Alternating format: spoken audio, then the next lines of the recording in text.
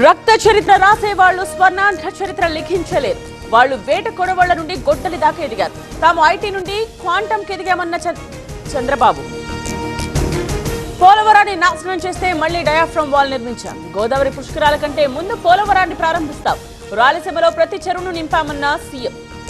స్థానిక ఎన్నికలకు సిద్ధం కావాలి. గెలుపే లక్ష్యంగా నాయకత్వం పనిచేయాలి. ఓటర్ల నమోదుపై టీడీపీ క్యాడర్ దృష్టి పెట్టాలన్న చంద్రబాబు. బాబు షూరిటీ మోసం గ్యారంటీ. సూపర్ 6, సూపర్ 7 అంటూ ప్రజల్ని మోసం చేశారు. హామీల అమలు ఏమైందన్న జగన్. చంద్రబాబు వెన్నుపోటుకు 2 ఏళ్ల పేరుతో వైసీపీ బుక్లెట్. జూన్ 4 నుండి 12 వరకు వైసీపీ ర్యాలీలు. బాబు మోసాలను ప్రజలకు వివరిస్తామన్న జగన్.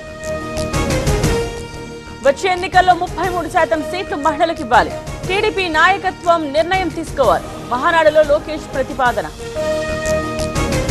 63% యువతకు పార్టీలో ప్రాధాన్యం. అధికారంలోకి వచ్చాక నామినేటెడ్ పదవులు ఇచ్చాం. క్రమశిక్షణ కలిగిన పార్టీ టీడీపీ అన్న పల్లా. బాల్క సుమన్పై కాంగ్రెస్ ఫిర్యాదులు. మిలిటెంట్ ఉద్యమం చేయాలని చేసిన వ్యాఖ్యలపై ఆగ్రహం. డీజీపీకి అద్దంకి బల్మురి వెంకట్ ఫిర్యాదు. నేను సభలో మాట్లాడింది వేరు. నా వీడియోని ఫ్యాబ్రికేట్ చేసి సోషల్ మీడియాలో ట్రోల్ చేశారు. సీఎం ఆఫీస్ నుండి డైరెక్షన్స్ వచ్చాయన్న బాల్క సుమన్. భూపాలపల్లి జిల్లా కొత్తపల్లిలో బీజేపీ నేతల పర్యటన.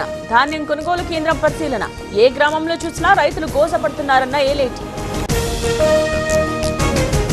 కొనుగోలు కేంద్రాల దగ్గర కనీస సౌకర్యాలు లేవు. వర్షాలకు ధాన్యం తడిచి రైతులు ఆందోళనలో ఉన్నారు. కొనుగోళ్లలో ప్రభుత్వం విఫలమైందన్న రామచంద్రరావు.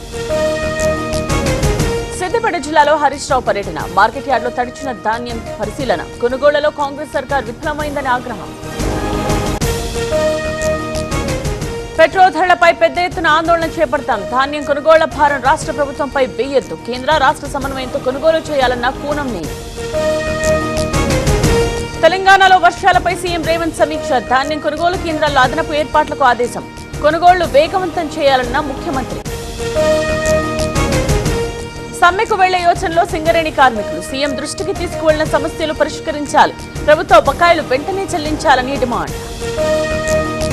మెదక్ జిల్లాలో రైతులను నిండా ముంచిన వర్షం. 4 మండలాల్లో తడిసిన ధాన్యం. కొనుగోళ్లపై పట్టించుకోవడం లేదంటోన్న రైతులు. ఎన్ఐఏ చేతికి విజయవాడ టెర్రర్ లింక్స్ కేసు. జాతీయ భద్రతా అంశం కావడంతో కేసు బదిలీ. కేసు విచారించాలని ఎన్ఐఏకు ఎన్టీఆర్ జిల్లా సిపి లేఖ.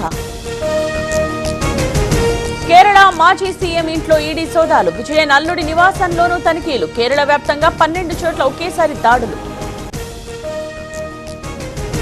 ఎస్ఐఆర్ ప్రక్రియకు గ్రీన్ సిగ్నల్. ఆర్టికల్ 324 ప్రకారం ఈసీకి పూర్తి అధికారాలు. ఎన్నికల సంఘం అధికారాలను సమర్థించిన సుప్రీంకోర్టు. అన్నాడీఎంకే నేతల అత్యవసర సమావేశం. 4 ఎమ్మెల్యేల రాజీనామాతో పార్టీ అప్రమత్తత. పళని, సివి షణ్ముఖం వర్గాల మధ్య కీలక చర్చలు. నీట్ పేపర్ లీక్ కేసులో మరో 2 అరెస్ట్. పోలీసుల అదుపులో లాతూర్కు చెందిన doctor Manoj Shirure. Pune coaching faculty Tejas Shah arrest. Byju's founder కు 6 నెలల జైలు శిక్ష. కోర్టు ధిక్కరణ కేసులో శిక్ష విధించిన సింగపూర్ కోర్టు. ఇప్పటికే అప్పుల ఊపిలో కూరుకుపోయిన రవీంద్రన్. ఇవాళ జవహర్ లాల్ నెహ్రూ 62వ వర్ధంతి. ఢిల్లీలోని శాంతివనంలో కార్యక్రమం. పుష్పాంజలి ఘటించిన రాహుల్ ఖర్గే.